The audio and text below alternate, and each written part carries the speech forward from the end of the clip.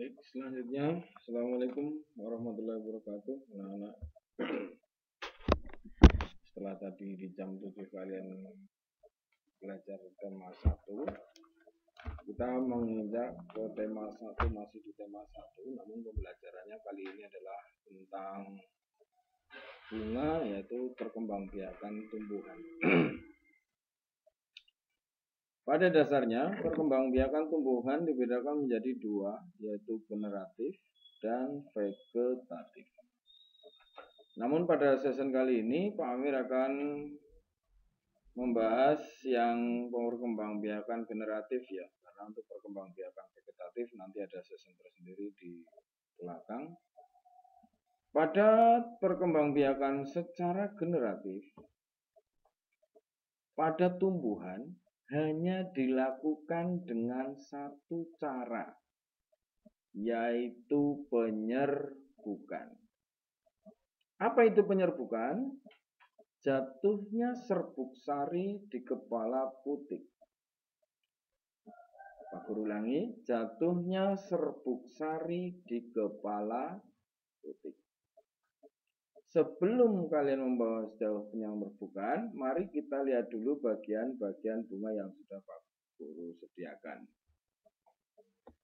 Ya, ini adalah salah satu bunga, di mana bunga ini memiliki tangkai, kelopak, putik, benang sari, dan mahkota. Dari masing-masing bagian ini memiliki fungsi tersendiri ya. Bagian tangkai itu berfungsi menghubungkan bunga dengan pohon. Lihat gambar tangkainya. Yang kedua, kelopak, yaitu berfungsi melindungi bunga saat masih kuncup atau saat masih kecil itulah. Kalian kan sering melihat bunga kok masih kecil belum mekar ya. Ya, itu adalah fungsinya kelopak. Dan yang ketiga, selanjutnya putik sebagai sel kelamin betina. Berikutnya benang sari, sel kelamin jantan. Untuk membedakan keduanya agar tidak terbalik antara sel kelamin jantan dan betina, kita ingat-ingat bersama ya. Putik, sel kelamin betina. Ingat, bu guru kita kelas 1 ya. Ingat Bu Tuti, seorang wanita. Jadi kita akan lebih mudah mengingat. Putik itu adalah identik dengan Bu Tuti ya. Sedangkan benang sari, sel kelamin jantan. Ingat juga, Dokter Sari Dinggrabak seorang pria ya, bukan wanita. Maka benang sari merupakan sel kelamin jantan. Untuk mahkota berwarna merah muda yang sering kalian ambil terus tiup-tiup keluar angin melekenduk gitu ya.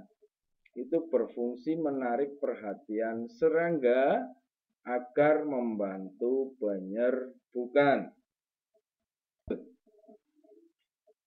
Jenis-jenis bunga dibedakan menjadi 3. Yang pertama bunga lengkap, bunga sempurna, bunga tidak sempurna. Ya, ada 3 ya. Yang pertama bunga lengkap, yaitu bunga yang terdapat dalam satu bunga itu sendiri ada benang sari dan putik. Jadi satu bunga itu ada benang sari dan putiknya. Sedangkan bunga sempurna yaitu memiliki TKMBP. Apa itu TKMBP? Tangkai, kelopak, mahkota, benang sari, putik. Ya, ini adalah contoh bunga sempurna. Yang tadi kita gambarkan yaitu bunga sepatu. Bunga sepatu yang tadi yang sering kalian petik. Yang berikutnya adalah bunga tidak sempurna, yaitu bunga yang tidak terdapat salah satu sel kelamin. Misal hanya memiliki sel kelamin jantan atau benang sari, atau hanya memiliki sel kelamin betina atau putik saja dalam satu bunga. Jadi ada beda ya, ada memiliki dua-duanya, ada yang memiliki salah satu, dan ada yang memiliki keseluruhan. Jadi tidak semuanya bunga itu memiliki semua bagian-bagian bunga yang sudah kita bahas tadi. Kita lanjutkan, berdasarkan bantuan penyerbukan, bunga itu dibedakan menjadi 4, Pak Guru buatkan ya. A dibantu oleh angin atau nama istilah lain bahasa Inggris atau Latinnya adalah Latin ya, anemogami. Cirinya 1, benang sari banyak. Warna mahkota tidak mencolok karena tidak memerlukan hewan atau serangga karena dibantu oleh angin. Bunga cenderung menghadap ke bawah karena nanti misalkan si benang sari ini jatuh, ada kemungkinan besar terjadi penyerbukan. Bunga tidak bernektar atau tidak memiliki sari madu. Ya, karena pada bunga ini penyerbukannya tidak dibantu oleh serangga, melainkan cenderung dibantu oleh angin. Yang berikutnya dibantu oleh air. Yang tadi yang contohnya bunga oleh angin, anemogami itu. Salah satu contoh tanamannya adalah tanaman pohon jambu. Jambu biji, jambu biji. Jambu air itu loh. Kan banyak sekali mahkotanya berhamburan di bawah ketika pada pagi hari. Itu adalah salah satu contoh penyerbukan dibantu oleh angin. Yang berikutnya, penyerbukan itu dibantu oleh air atau hidroigami. Cirinya warna mahkota tidak menarik. Tangkai sari panjang, mahkota kecil. Contohnya ya tanaman yang hidup di air, ada bunga lili, salah satunya. Yang berikutnya dibantu oleh hewan atau zoidogami.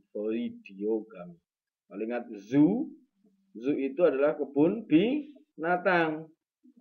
Untuk hewan ini dibantu oleh hewan atau namanya zoidiogami.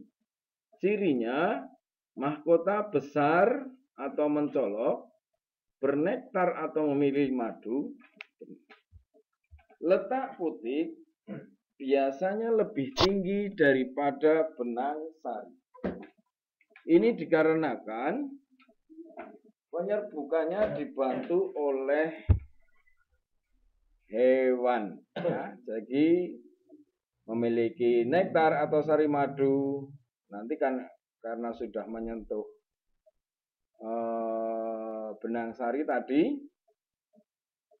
dia akan menuju ke kepala putik sehingga terjadilah proses pembuahan. Yang berikutnya, pembuahan atau penyerbukan dibantu oleh manusia atau antropogami. Cirinya, bunga tidak melakukan penyerbukan sendiri. Yang kedua, bunga memiliki bagian yang unik sehingga tidak memungkinkan dibantu oleh angin, air, dan serangga. Harus manusia, karena manusia ini tahu betul bagaimana cara membudidayakan tanaman ini. Walaupun kepala sari dan putiknya tersembunyi atau tidak mungkin dibantu oleh serangga, air, dan lainnya, maka manusia bisa karena manusia diberi akal. Dan juga biasanya tanaman ini bernilai jual tinggi. Contohnya anggrek dan vanili. Demikianlah untuk penjabaran tentang perkembangbiakan secara generatif. Untuk secara generatifnya akan kita bahas di sesi yang akan datang. Terima kasih. Pada kalian, silahkan buka tugas yang pertama tadi. Jangan lupa dilampirkan, dikerjakan di LKS boleh enggak Pak? Boleh. Di buku boleh? Boleh. Yang penting diserahkan kepada Pak Amir biar Pak Amir nilai. Dan untuk ini, tugas pada yang kedua ini, kalian Pak Amir beri tugas, yaitu menghafalkan bagian-bagian bunga beserta fungsinya yang tadi Pak Guru jelaskan tadi. Ada benang sari, ada putik, tangkai bunga, dan lain-lain itu. Kalian hafalkan, setelah itu di video. Setelah di video nanti tolong di-share ke tugas kelas masing-masing dengan video menghafalkan itu dan juga pada paragraf halaman 8 ada tentang macam-macam perkembangbiakan tumbuhan. Pada halaman 8 silahkan kamu kerjakan yang nomor 1 sampai 5 saja. Boleh ditulis soalnya, boleh langsung jawabannya, terserah kalian. Yang penting teragendakan di atas dan diserahkan kepada Pak Amir. Demikian sekali lagi, banyak tutur kata Pak Amir yang kurang berkenan. Pak Amir mohon maaf yang setulus-tulusnya. Assalamualaikum warahmatullahi wabarakatuh.